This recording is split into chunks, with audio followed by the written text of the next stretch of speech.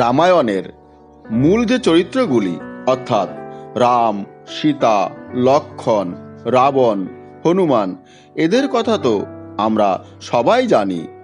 কিন্তু অনেক সময় রামায়ণের মূল কাহিনীর আড়ালে ঢাকা পড়ে যায় আরও কিছু উল্লেখযোগ্য চরিত্র। তেমনি একটি চরিত্র হল রাবণের পত্নী মন্দোদরী। রাবণের মৃত্যুর পর কি হয়েছিল রাবণের স্ত্রী মন্দোদরীর? চলুন আজ জেনে নেওয়া যাক রাবণের মৃত্যুর পর তার স্ত্রী মন্দোদরীর কি হয়েছিল।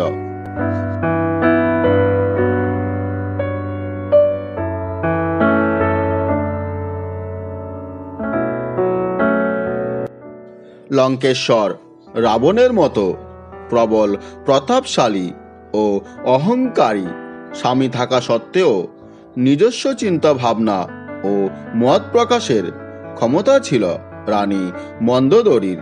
প্রথম থেকেই সীতাহরণের তীব্র প্রতিবাদ করেছিলেন তিনি। রাবণ যাতে সীতাকে সম্মানের সঙ্গে রামের কাছে ফিরিয়ে দেন তার জন্য বারবার তিনি তার স্বামীকে অনুরোধ করেছিলেন। এভাবে পরস্ত্রীকে বলপূর্বক অপহরণ করে রাবণ নিজের পাশাপাশি গোটা লঙ্কার সর্বনাশ ডেকে এনেছেন বলেও তিনি মত প্রকাশ করেন, কিন্তু তার কথায় কান দেননি রাবণ।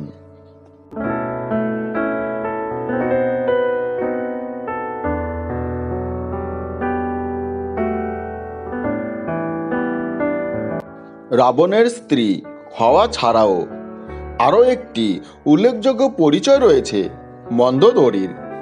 একটি কাহিনী অনুসারে তিনি ছিলেন আসলে স্বর্গের অপ্সরা মধুরা। মহাদেবের প্রতি অনুরক্ত ছিলেন এই মধুরা। একদিন পার্বতীর অনুপস্থিতিতে কৈলাস পর্বতে গিয়ে মহাদেবকে প্রসন্ন করার চেষ্টা করেন তিনি। সে সময় পার্বতী ফিরে এসে দেখেন যে মধুরার অঙ্গে মহাদেবের শরীরের ভস্য লেগে আছে। প্রচণ্ড রেগে পার্বতী মধুরাকে অভিশাপ দেন যে তাকে ব্যাঙ হয়ে 12 বছর একটি কূপের অন্ধকারে কাটাতে হবে।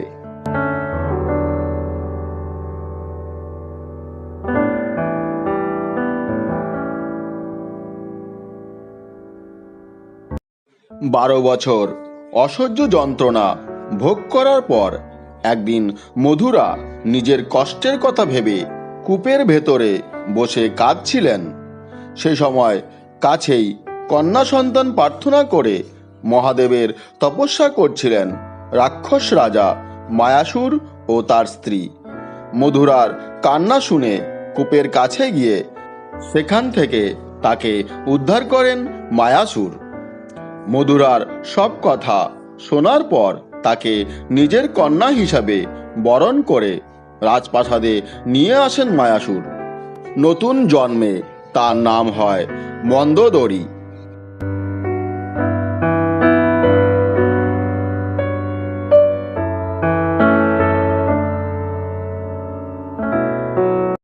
এরপর একদিন মায়াসুরের সঙ্গে সাক্ষাৎ করতে এসে মন্দোদরীর দর্শন পান লঙ্কার রাজা রাবণ। মন্দোদরীকে দেখে মুগ্ধ রাবণ মায়াসুরের কাছে তার কন্যাকে বিবাহ করার প্রস্তাব দেন। মায়াসুর সেই প্রস্তাব ফিরিয়ে দিলে মন্দোদরীকে বলপূর্বক অপহরণ করেন তিনি। দুই রাজ্যে যুদ্ধের মতো পরিস্থিতি তৈরি হলে মন্দোদরী দেখেন যে রাবণের বিরুদ্ধে যুদ্ধ করে তার বাবা কখনোই জিততে পারবেন না। তাই যুদ্ধ থামাতে রাবণকে পতি হিসাবে মেনে নেওয়ার সিদ্ধান্ত নেন তিনি।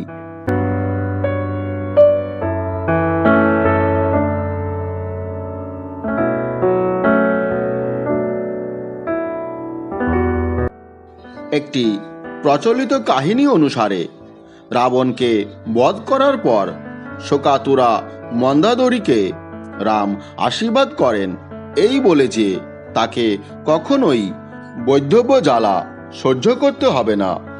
মন্দোদরীর স্মৃতির সিঁদুর কখনো মুছতে হবে না বলে বর দেন রাম।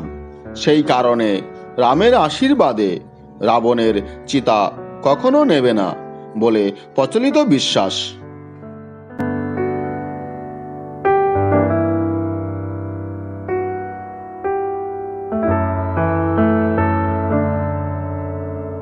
তবে অন্য একটি কাহিনী বলছে যে রাবণের মৃত্যুর পর তার ভাই বিভীষণকে বিয়ে করেছিলেন মন্দোদরী।